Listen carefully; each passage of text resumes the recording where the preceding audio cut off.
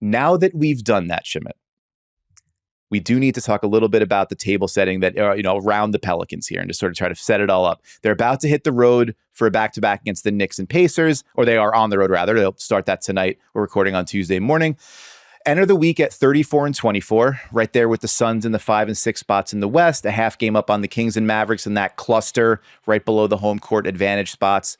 They're 8th in net rating per cleaning the glass, 14th on offense, 7th on defense, as we mentioned. Both of that is kind of dragged down a little bit by the beginning of the season where they had a lot of guys in and out with injury. You had no Jose Alvarado for a long time. You had no Trey Murphy for a long time. Larry Nance out. Since their loss to the Lakers in the in-season tournament semifinals, 22-13, 11th on offense, 3rd on defense, like firmly contender tier metrics. This is by most measurements a pretty to very good team. And yet, I think that there's probably a lot of people that have some trepidation about buying that. Like the vibe surrounding them feels a little more stressed than those numbers might indicate. So I think they can win a playoff series and maybe, depending on how matchups go, maybe even more than that. But is that nuts? Is that like underselling them? Like what are they? How do we feel about this team? Great question. One that many around here have tried to figure out and articulate. I'm sure the team is trying to answer the same question. Sure. So let me start from your last question, and we'll kind of work backwards here.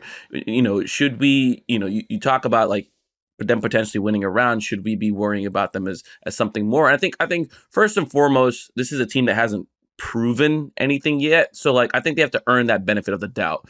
And right. I think a lot of the hesitation behind kind of like crowning this as like the next team up is stemming from the fact that they haven't proven anything, right? So they've only made the playoffs once in the Brandon Ingram Zion tenure, right? They've been a play-in team a few times now.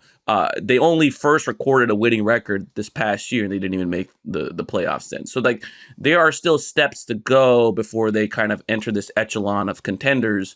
But I do think in the West, there are certain teams that they match up favorably against. Sacramento is one of them. Minnesota, they've had a pretty good time against. OKC, they've had the type of defenders that you can throw on Shea.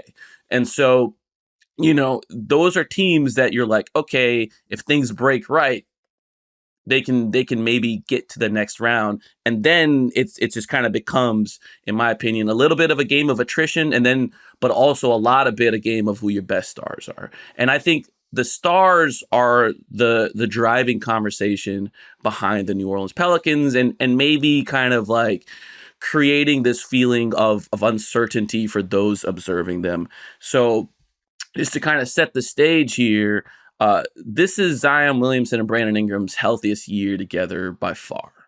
And they frankly have never made it to this stage of the season and still be vying for a playoff spot, much less, like a spot where they can just outright avoid the play-in, right? That's kind of the stakes here.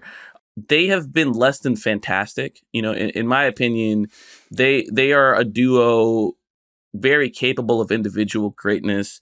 They have not yet figured out how to maximize each other. And so I think there's some change being left on the table there. Or maybe there isn't change there and that's the reality is like they can't maximize each other. And so that's something they're going to have to discover in the postseason. It's a little bit different when you're winning games because 3 through 11 on your roster are just very good, very cohesive. They are playing their roles to a T. They're playing up in roles when guys are missing. It's been a role player star show. That's what it is. Like those guys are stars in their role. I don't know if I've worded that correctly, but it's been a role player show, right? When they've needed stuff out of Jonas Valanciunas, he's given it to him consistently. CJ McCollum has transformed his shot profile to become that of one where he's taking either 3 or paint shots almost exclusively. He's cut out the long 2.